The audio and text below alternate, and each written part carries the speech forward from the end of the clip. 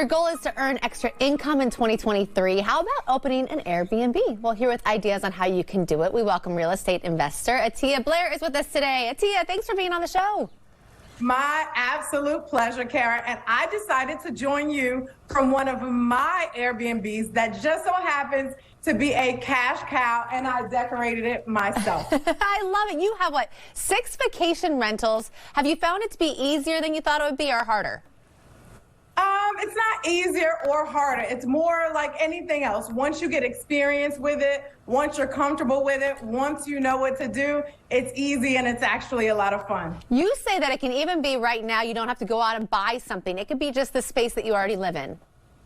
Yes, absolutely. So you can take a room in your home.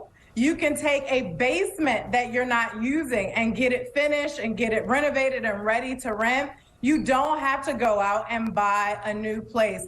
This is really cool because you can make money with what you already have. And the best part is you can offset your personal living expenses. You can live for free if you make enough money, or at least significantly cut down on your living expenses. What are the first steps if you decide to do something like that?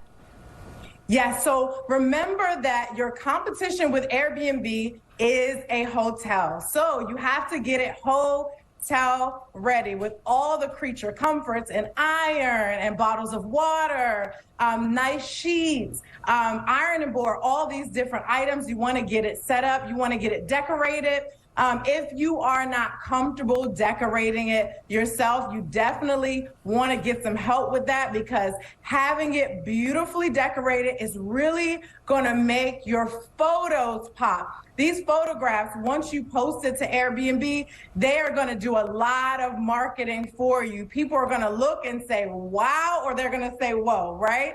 So you want to make sure you get it decorated beautifully, and then you're ready to list it. You have 6 places. Which ones do you find do best?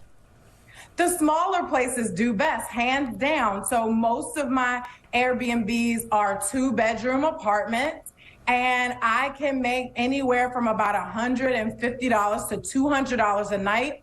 The trick is to make sure that you select Airbnbs in popular areas. This could be tourist areas.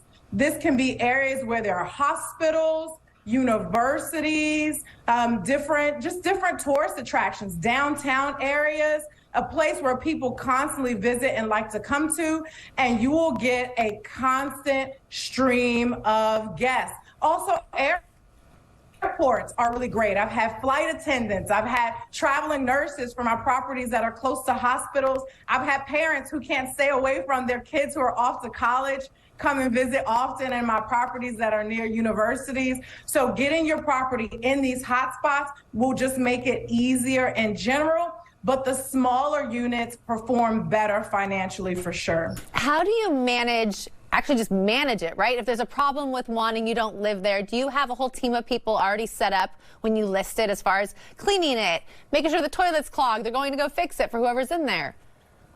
Yeah, so there are 3 primary things that you need to help you with management. One is an amazing Airbnb cleaner. And note that I said an Airbnb cleaner because a regular cleaner may or may not know what to do for Airbnb. You really need someone who thinks like a person who cleans a hotel room, right? They want to make sure that the linens are clean, there's nothing left behind in the showers, the trash is taken out, the soap dishes are refilled, you have little animals made from towels on the bed. All of those things that we like to see that put a smile on our face when we enter a hotel room. So having a great cleaner is really good. Also, sometimes if there's any damage, if there's anything missing, you want someone with a really good eye and a really good checklist. So that's the first thing you need. The second thing that's super helpful is automation. There are websites like Hospitable, I use that all the time, Hospitable,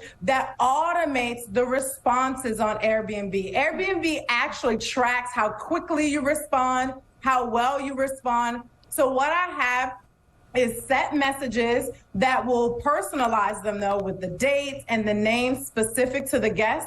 And so when a guest books, it'll automatically send them a message from me. Hey, I'm so excited to host you. I can't wait for you to come to town. This is what you need to do to get ready. Here's the list of cool places that you can go ahead and put on your itinerary, making them feel really warm. Their first day, a message is automated to say, hey, I hope you're having a great stay. Can I do anything for you? And then the day before they check out, there's an auto message saying, hey, tomorrow check out is at 11. If you would like to extend, let us know. So all of these messages are automated like clockwork. It takes a lot of time off my schedule and does a lot of heavy lifting for me. And then I do have a list of handymen. So if there's a plumber, an electrical issue, anything like that, I'm able to just call them up right away, get them over to fix things quickly, and then I'm good to go. Ultimately, do you see a lot of damage done to your places? Do you end up making quite a bit of money from them?